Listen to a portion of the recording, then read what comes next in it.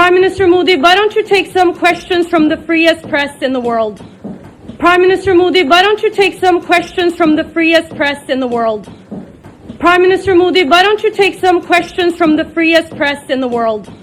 ಪ್ರೀತಿಯ ವೀಕ್ಷಕರೇ, ನಿಮ್ಮೆಲ್ಲರಿಗೂ ನಮಸ್ಕಾರ. ನಾನು ಕೆಜೆ ಹಳ್ಳಿ ಸುರೇಶ್. ಭಾರತದ ಪ್ರಧಾನಿಯವರು ವಿದೇಶ ಪ್ರವಾಸದಲ್ಲಿದ್ದಾರೆ. ಯುರೋಪಿನ ಓಸ್ಲಾದಲ್ಲಿ ನಿನ್ನೆ ನಡೆದಂತಹ ಸಭೆ, ಭಾರತ ಮತ್ತು ನಾರ್ಡಿಕ್ ಶೃಂಗ ಸಭೆಯಲ್ಲಿ ಏನು ಓಸ್ಲಾದಲ್ಲಿ ಇದ್ದಂತ ಸಂದರ್ಭದಲ್ಲಿ ಅಲ್ಲಿನ ಪತ್ರಕರ್ತೆ ಯಾರು ಅಂದ್ರೆ ಡಾಗ್ ನಾವಿಸನ್ ಪತ್ರಿಕೆಯ ಅಂಕಣಕಾರ್ತಿ ಹೆಲ್ಲೆಲಿಂಗ್ ಅವರು ಏರು ಧ್ವನಿಯಲ್ಲಿ ಒಂದು ಪ್ರಶ್ನೆ ಕೇಳ್ತಾರೆ. ಯಾರನ್ನ? ನಮ್ಮ ದೇಶದ ಪ್ರಧಾನಿಗಳನ್ನ.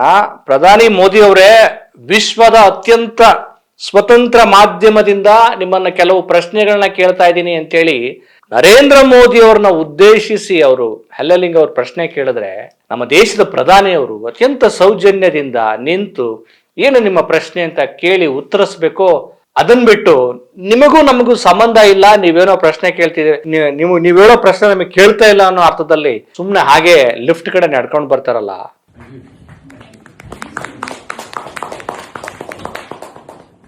Prime Minister Modi, why don't you take some questions from the freest press in the world?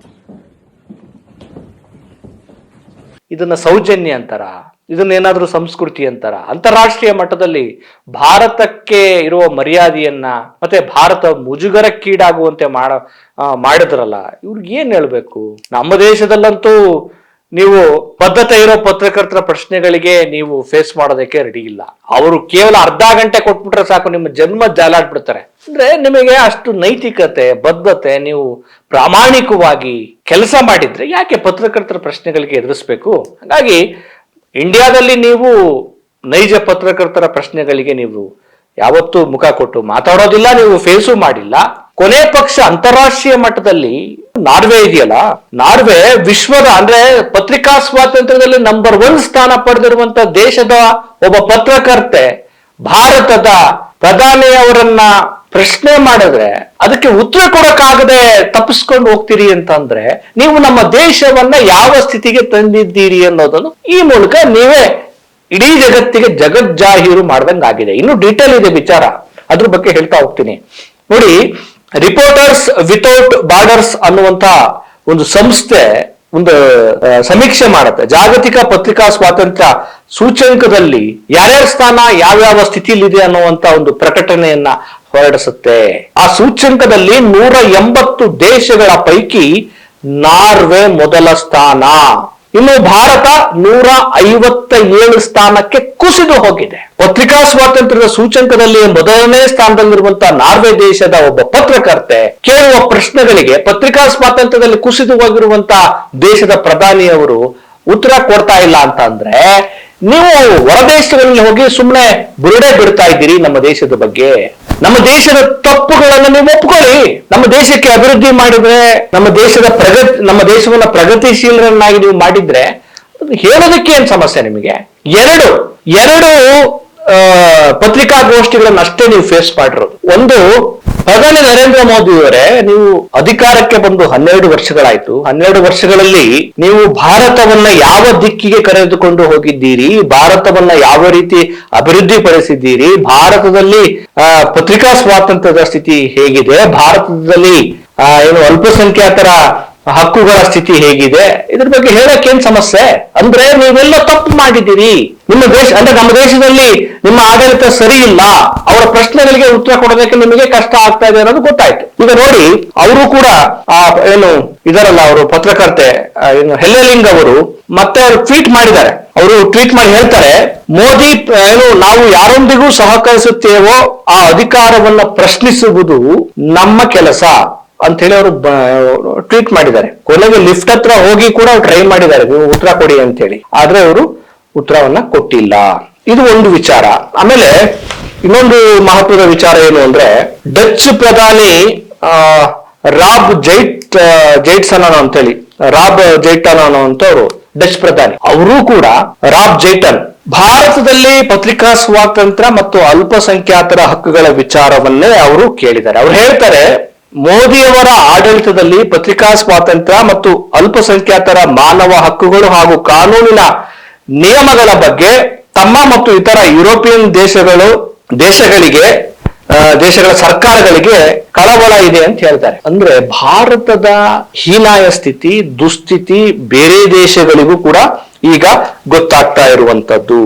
ಈಗ ಸೋಷಿಯಲ್ ಮೀಡಿಯಾಗಳಲ್ಲಿ, ಎಕ್ಸ್ ಖಾತೆಗಳಲ್ಲಿ ಪತ್ರಕರ್ತೆ ಕೇಳಿದ ಪ್ರಶ್ನೆಗಳಿಗೆ ಉತ್ತರ ಕೊಡದೆ ನುಣುಚಿಕೊಳ್ಳುತ್ತಿರುವಂತಹ ವಿಚಾರ, ಡಚ್ ಪ್ರಧಾನಿ ಕೇಳಿರುವಂತಹ ವಿಚಾರ, ಆಮೇಲೆ ಸದ್ಯದ ಭಾರತದ ಹೀನಾಯ ಸ್ಥಿತಿ, ಬಿಕ್ಕಟ್ಟು, ತೈಲ ಬಿಕ್ಕಟ್ಟು, ಮತ್ತೆ ಬಡತನ ಬರ್ತಾರೆ ಅಂತ ಹೇಳ್ತಿರುವಂತದ್ದು, ಇವೆಲ್ಲವೂ ಏನನ್ನ ಸೂಚಿಸುತ್ತೆ ಅಂತಂದ್ರೆ ಇವರು ಅಧಿಕಾರಕ್ಕೆ ಬಂದು ಭಾರತವನ್ನ ಎಷ್ಟು ಸಾಧ್ಯವೋ ಅಷ್ಟು ಹಾಳು ಮಾಡಬೇಕು ಅಷ್ಟು ಹಾಳು ಮಾಡಿದ್ರು, ಎಲ್ಲಾ ಹಕ್ಕುಗಳನ್ನ ಕಸಿದುಕೊಂಡ್ರು ಅನ್ನುವಂಥದ್ದು ಈಗ ಜನರಿಗೆ ಸ್ಪಷ್ಟನೆ ಆಗ್ತಾ ಇದೆ. ಸ್ನೇಹಿತರೆ, ಇನ್ನೊಂದೇನು ಅಂದ್ರೆ ಇವರು ವಿದೇಶಗಳಿಗೆ ಹೋದಾಗ ಅಲ್ಲಿರುವಂತಹ ಭಾರತೀಯರು ಏನು ಆರತಿಯನ್ನ ಎತ್ತೋದು, ಅವರು ಭಜನೆ ಮಾಡೋದು, ಅವರು ಕೂಗೋದು, ಮೋದಿ ಮೋದಿ ಅಂತ ಕೂಗೋದನ್ನ ಅಷ್ಟನ್ನೇ ಅವರು ತಮ್ಮ ಖಾತೆಗಳಲ್ಲಿ ಮತ್ತೆ ತಮ್ಮ IT ಸೆಲ್ ಇದೆಯಲ್ಲ, ಬಿಜೆಪಿಯ ಈ ಪ್ರಚಾರದ ತಂಡಕ್ಕೆ ಕಳಿಸ್ತಾರೆ ಹೊರತು ಇಂತಹ ವಿಡಿಯೋಗಳನ್ನ ಕಳಿಸ್ಬೇಕು. ಆಮೇಲೆ ಈ ವಿಡಿಯೋಗಳಿಗೆ ಉತ್ತರವನ್ನ ಕೊಡುವಂತ ನೈತಿಕತೆಯನ್ನ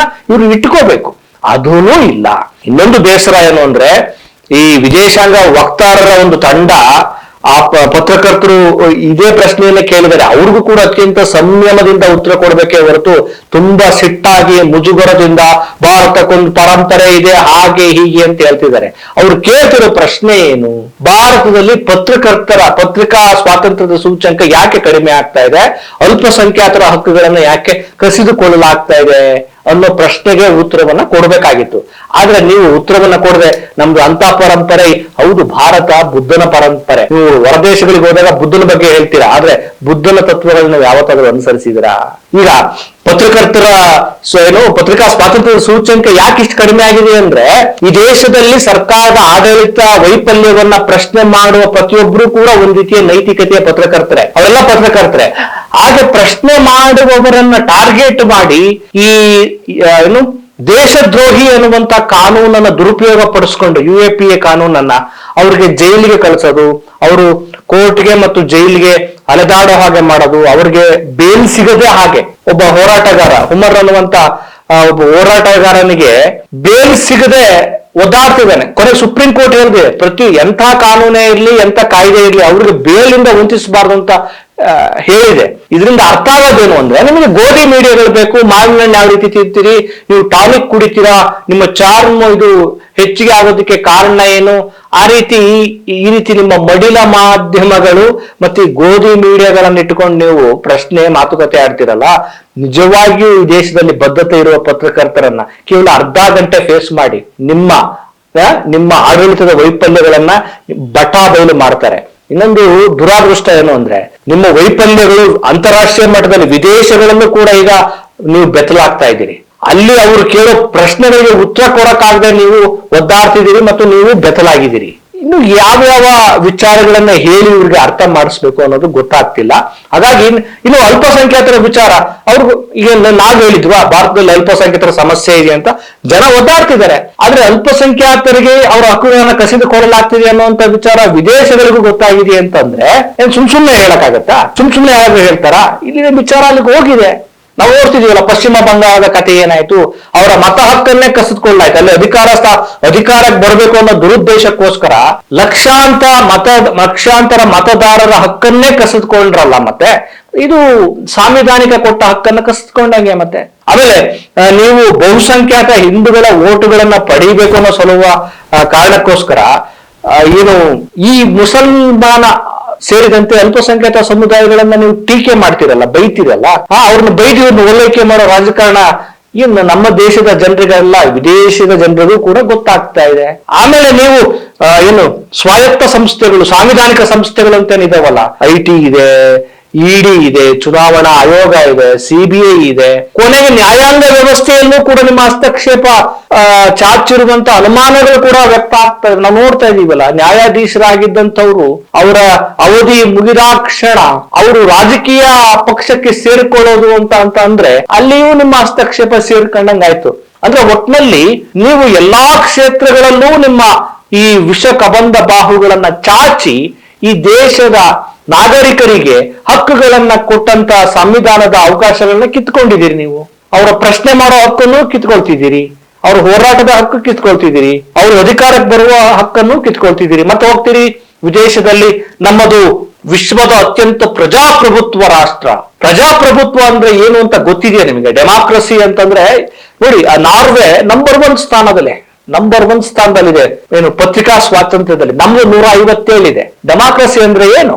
ಈ ದೇಶದ ಪ್ರತಿಯೊಬ್ಬ ಪ್ರಜೆಯೂ ಕೂಡ ಮುಕ್ತವಾಗಿ ಬದುಕುವ, ಮುಕ್ತವಾಗಿ ತಮ್ಮ ಅಭಿಪ್ರಾಯಗಳನ್ನ ಹೇಳುವ ಮತ್ತು ಸ್ವಾವಲಂಬನೆಯಾಗಿ ಬದುಕೋದಕ್ಕೆ ಬೇಕಾಗುವ ಅವಕಾಶಗಳನ್ನು ಕಲ್ಪಿಸಿಕೊಡೋದು, ಅವನು ತನ್ನ ದೇಶದ ಬಗ್ಗೆ ಅಭಿಮಾನವನ್ನು ಇಟ್ಟುಕೊಳ್ಳುವ ಹಾಗೆ ದೇಶದ ಪ್ರಗತಿಯನ್ನು ಮಾಡುವುದು, ಆಮೇಲೆ ಅವನ ವಿರೋಧ ಹೇಳಿಕೆಗಳನ್ನ ಅಂದ್ರೆ ಅವನ ಭಿನ್ನಾಭಿಪ್ರಾಯಗಳನ್ನ ಅತ್ಯಂತ ಸೌಜನ್ಯವಾಗಿ ಕೇಳಬೇಕೆ ಹೊರತು ನೀವು ಅವನ ವಿರುದ್ಧ ದುರುದ್ದೇಶ ಪೂರ್ವಕವಾದಂತಹ ಕಾನೂನುಗಳನ್ನ ಹೇರಿ ಅವನ ಮಾತನಾಡುವ ಹಕ್ಕನ್ನ ಕಸಿದುಕೊಳ್ಳೋದಿದೆಯಲ್ಲ, ಇದೇನನ್ನ ಸೂಚಿಸುತ್ತೆ?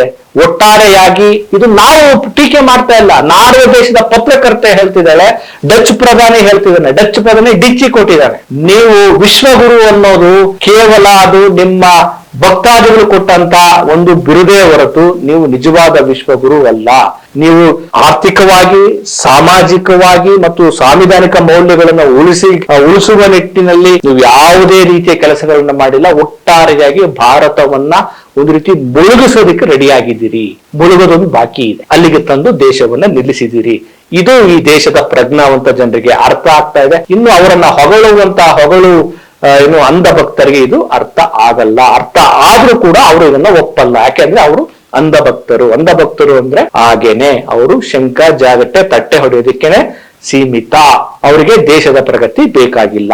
ಮತ್ತೊಂದು ವಿಚಾರದೊಂದಿಗೆ ಭೇಟಿ ಮಾಡ್ತೇನೆ. ನಮಸ್ಕಾರ.